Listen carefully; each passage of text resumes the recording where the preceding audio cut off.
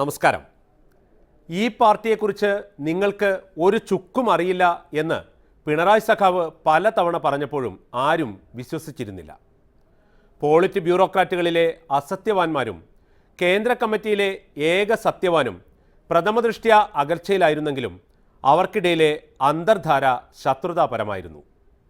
സത്യസന്ധനായ ഒരു സഖാവിനോട് ലാവ്ലിൻ കേസിൽ അസത്യത്തോടൊപ്പം നിൽക്കാൻ പറഞ്ഞതു മുതൽ സത്യസന്ധനും തക്കം പാർത്തിരിക്കുകയായിരുന്നു.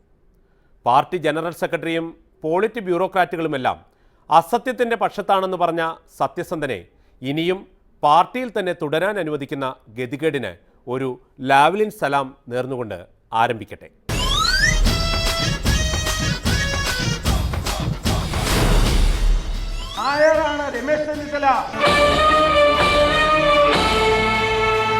രമേശ് ചെന്നിത്തലയെ കരയോഗ നായരാക്കി തലസ്ഥാനത്ത് NSSന്റെ ഹാലിളക്കം.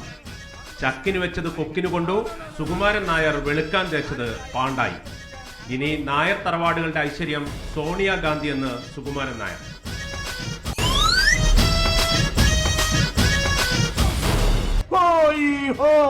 CPM-ൽ ഉൾപാട്ട് ജനാധിപത്യം കൊഴുക്കുന്നു, ആവശ്യമെങ്കിൽ അടി കിട്ടുമെന്ന് VS. മാതൃഭൂമി ന്യൂസിലെ അഭിമുഖത്തിന് ശേഷമുള്ള പിണറായി VS കൂടിക്കാഴ്ചയും വിവാദത്തിലേക്ക്.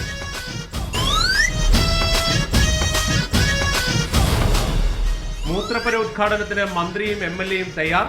ആവശ്യക്കാർ മുൻകൂട്ടി ബുക്ക് ചെയ്യണമെന്ന് പഞ്ചായത്ത് മന്ത്രി മുനീർ.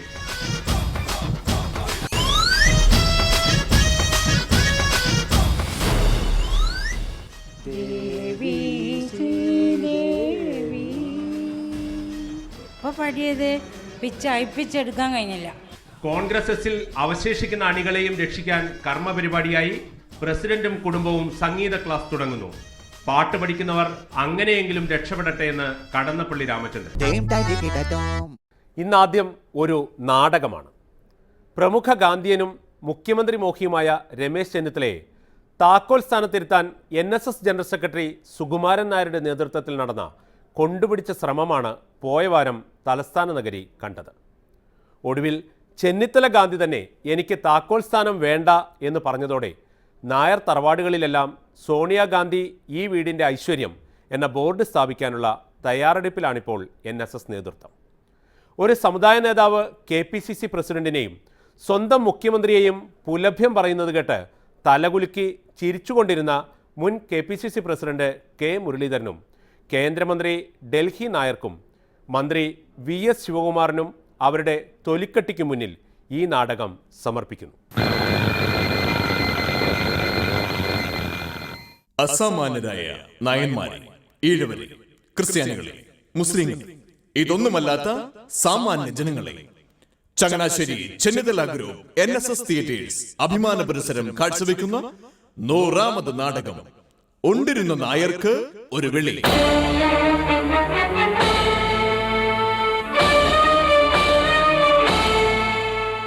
നാടകത്തെക്കുറിച്ച് 2 വാക്ക്. ആദിയിൽ നായർ ഉണ്ടായിരുന്നില്ല. 9ാം നൂറ്റാണ്ടിന്റെ ഒരു പെരുന്നാരേഖയിൽ ആദ്യം നായർ എന്ന പദപ്രയോഗം ഉണ്ടായി. പിന്നീട് മരുമക്കത്തായ ഗോത്രങ്ങളും നമ്പൂതിരിമാരും ഉണ്ടായി. അങ്ങനെ നായന്മാർ ഉണ്ടായി. അതോടെ നായന്മാർക്കിടയിൽ പല ഗ്രൂപ്പുകളുണ്ടായി. ഇല്ലത്തു നായർ, ഇല്ലാത്ത നായർ, പൊല്ലാപ്പു നായർ, വല്ലാത്ത നായർ എന്നിവരൊക്കെ ഉണ്ടായി. ഒടുവിൽ ചങ്ങനാശ്ശേരിയിൽ നായർ സർവീസ് സൊസൈറ്റി ഉണ്ടായി. ഒടുവിൽ സുകുമാരൻ നായർ ഉണ്ടായി. അതോടെ സമദൂരം ഉണ്ടായി. അതിൽ നിന്ന് ശരിദൂരവും സ്വന്തം ആവശ്യത്തിനായി സുഖദൂരവും ഉണ്ടായി. അതുവഴി ഡൽഹി നായരും കുര്യൻ നായരും കൊടുക്കുന്നിൽ നായരും ഉണ്ടായി. ഏറ്റവും ഒടുവിൽ ചെന്നിത്തല നായർ മാത്രം ഉണ്ടായി.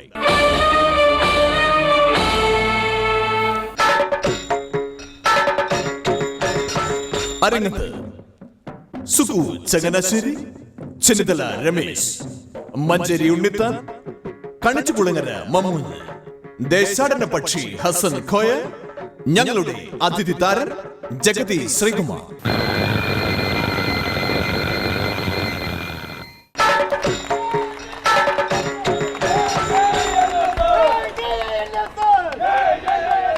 നായരാണ് രമേശ് ചെന്നിത്തല. ഈ രമേശ് ചെന്നിത്തലയെ സ്ഥാനാർത്ഥിയായി മത്സരിക്കാൻ അനുവദിച്ചതുകൊണ്ടാണ്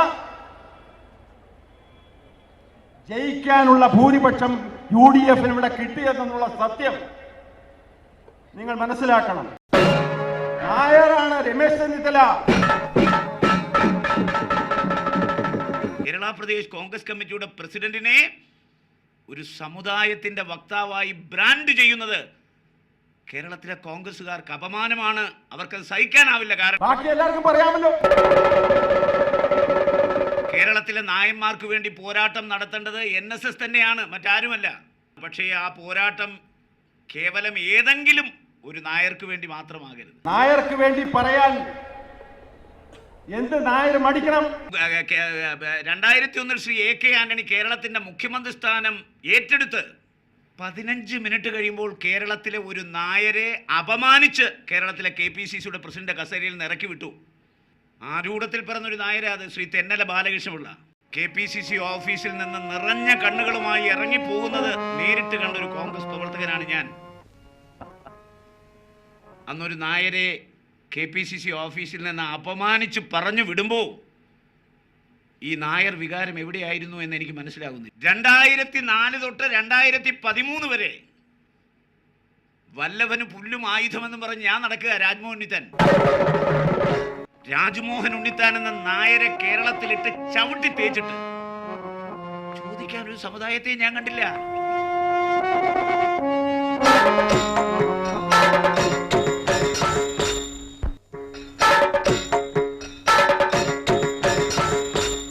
നായരാണ് രമേശ് ചെന്നിത്തല. 7 വർഷമായി രമേശ് ചെന്നിത്തല KPCC പ്രസിഡന്റായി നടക്കുകയാണ്. അതിന് മറുപടി പറയേണ്ട രമേശ് ചെന്നിത്തലയാണ്. NSS ജനറൽ സെക്രട്ടറിയുടെ പ്രസംഗത്തിൽ എന്നെ വലിച്ചിഴക്കേണ്ട കാര്യമില്ല.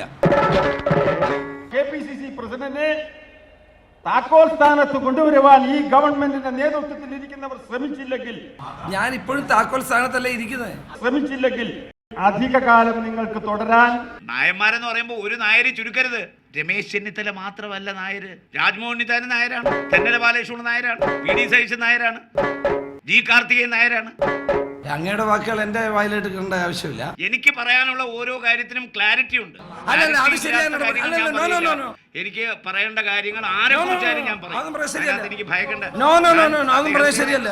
ആരെ പറ്റി എന്തും പറയാന്ന് പറയുന്ന മര്യാദകളല്ലേ? Limit for everything. അടുത്ത 2 ചെറിയ രംഗങ്ങളോടെ ഈ നാടകം ഇന്നിവിടെ പൂർണ്ണമാകും. അതിനു മുൻപ് ഈ നാടകത്തിന്റെ അരങ്ങിലും അണിയറയിലും പ്രവർത്തിച്ചവരെ പരിചയപ്പെടുത്തുന്നു. ശബ്ദ മലിനീകരണം മാടമ്പി സൗണ്ട്സ് കൊട്ടാരക്കര, രംഗമാലിന്യം മാലിന്യ ചന്ദ്രിക തിരുവനന്തപുരം കോർപ്പറേഷൻ, ചമയം പത്മജാമാര എറണാകുളം, ഗൂഢാലോചന ഉമ്മനും മക്കളും, നാടക രചന സംവിധാനം സുകുമാരൻ ചങ്ങനാശ്ശേരി. നാടകം തുടരുന്നു.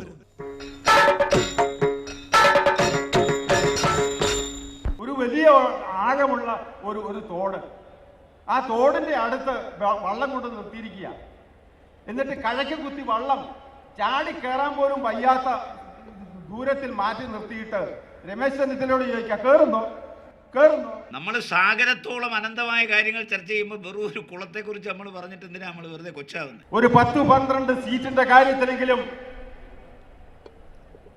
നായർ സർവീസ് സൊസൈറ്റിയും ഉൾപ്പെടെ ശക്തമായ പ്രവർത്തനം നടത്തിയത് അവർ നമുക്ക് തന്ന ആ ഉറപ്പ് നടപ്പാക്കും എന്നുള്ള ആത്മാർത്ഥമായ വിശ്വാസത്തിന്റെ പേരിലാണ്. ഒരു കാര്യം ഞാൻ അർത്ഥശങ്കയ്ക്കിടയില്ലാത്ത വിധം വ്യക്തമാക്കാൻ ആഗ്രഹിക്കുന്നു. ഞാൻ ഈ മന്ത്രിസഭയിലേക്ക് ഇല്ല.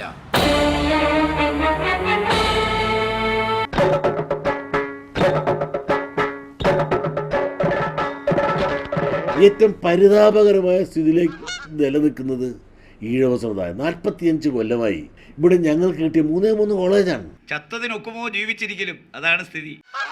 പാലത്തെ കയറുന്നവര് നാരായണ, പാലം കഴിഞ്ഞപ്പോ കൂരായണ എന്നല്ലേ പറഞ്ഞത്. സുകുമാരൻ നായർ പറഞ്ഞതിൽ എന്തെങ്കിലും സത്യമുണ്ടോ ഒന്ന് ചിന്തിച്ചിട്ട് കാര്യങ്ങൾ കറക്റ്റ് ചെയ്ത് പരിഹരിച്ച് മുന്നോട്ട് പോകണം എന്നുള്ളതല്ലാതെ ഇപ്പോഴും ഏതാ നേരെ ചൊവ്വേ പോകണം. ആ പറഞ്ഞതിനകത്ത് ഒരു തെറ്റുമില്ലെന്നാണ് എൻ്റെ അഭിപ്രായം. രാജ്യസഭയിലേക്ക് പുതിയൊരു നോമിനേഷൻ വന്നപ്പോൾ ഒരു വാക്ക് NSS ഉച്ചരിച്ചിരുന്നെങ്കിൽ ഒരു നായർക്ക് രാജ്യസഭാ മെമ്പർ ആകാമായിരുന്നു. അതും തെന്നല ബാലകൃഷ്ണനെ പോലെ സീനിയറായ ഒരാൾ ജീവിച്ചിരിക്കുമ്പോഴാണ് ഈ സമുദായ സ്നേഹം പറയുന്ന ആളുകൾ PJ കുര്യൻ്റെ പേര് പറഞ്ഞത്. കേരളത്തിൽ ഏത് കരയോഗത്തിലാണ് PJ കുര്യൻ മെമ്പർഷിപ്പ് ഉള്ളത്? അങ്ങനെ ഞാൻ വിശ്വസിക്കുന്നു. ഇതിൻ്റെ ഉത്തരവ് എന്താണെന്നുള്ള അങ്ങേക്ക് നന്നായിട്ടറിയാം. അറിഞ്ഞുകൊണ്ട് അജ്ഞത നടിക്കുകയാണ്. അപ്പൊ പിന്നെ അതിന്റെ ഉത്തരത്തിന്റെ ആവശ്യമില്ല. മലയാളം പറഞ്ഞാൽ മനസ്സിലാവുമെന്ന് തോന്നുന്നു. എനിക്ക് പറയാനുള്ള ഓരോ കാര്യത്തിനും ക്ലാരിറ്റി ഉണ്ട്. എനിക്ക് പറയേണ്ട കാര്യങ്ങൾ ആരെ കുറിച്ചാലും ഞാൻ പറയും. എനിക്ക് ഭയക്കണ്ട. അതും പറയാൻ ശരിയല്ല. ആരെ പറ്റി എന്തും പറയാന്ന് പറയുന്ന മര്യാദകളല്ലേ? Limit for everything. Ramesh Chennithala എന്തിന് MLA ആയി? KPCC പ്രസിഡന്റ് സ്ഥാനമാണ് കേമെങ്കിൽ അദ്ദേഹത്തിന് MLA ആയത്. എന്റെ തലയിൽ കൂടെയില്ലെന്ന് എന്തിനാ പറയുന്നത്? അത് രമേശ് ചെന്നിത്തലയുടെ ഒരു അടവ് നയമായിട്ട് കണക്കാക്കുന്നത്. കേരളത്തിൽ UDF ഗവൺമെന്റ് എപ്പോഴൊക്കെ അധികാരത്തിൽ വരുന്നുവോ അപ്പോഴെല്ലാം ഇവിടെ ഭൂരിപക്ഷ വിഭാഗത്തിന് യാതൊരു പരിഗണനയുമില്ല.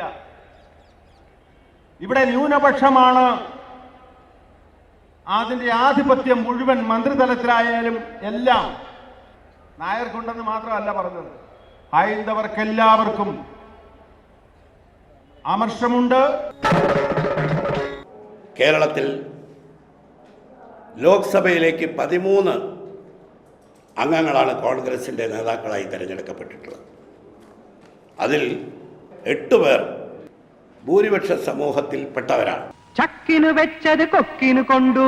സംസ്ഥാന മന്ത്രിസഭയിൽ 10 മുഖ്യമന്ത്രി അടക്കം 10 അംഗങ്ങളാണുള്ളത്.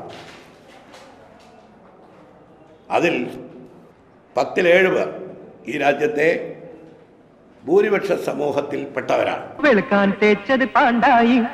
പാർട്ടിയുടെ ഏറ്റവും വലിയ താക്കോൽ സ്ഥാനത്തിരിക്കുന്നത് ശ്രീ രമേശ് ചെന്നിത്തലയാണ്. രാഷ്ട്രീയത്തിന് അതീതമായുള്ള സ്ഥാനമാണ് സ്പീക്കറെങ്കിലും കോൺഗ്രസ്സുകാരനായിരുന്ന G. കാർത്തികേയനാണ് ആ സ്ഥാനം അലങ്കരിക്കുന്നത്. ചക്കിനു വെച്ചത് കൊക്കിനു കൊണ്ടു. കേരളത്തിൽ നിന്ന് കേന്ദ്ര മന്ത്രിസഭയിൽ 8 മന്ത്രിമാരാണുള്ളത്. 5 പേരും ഭൂരിപക്ഷ സമൂഹത്തിൽ നിന്നുള്ളവരാണ്. വെളുക്കാൻ തേച്ചത് പാണ്ടായി.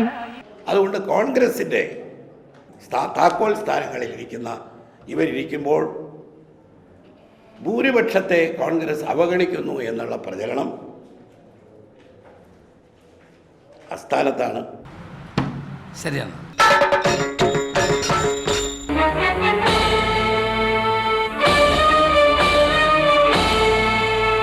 പുനഃസംഘടന ഉണ്ടോ ഇല്ലയോ എന്ന് പറയാനുള്ള അവകാശം ഈ രാജ്യത്തെ മുഖ്യമന്ത്രിക്ക് മാത്രമാണോ?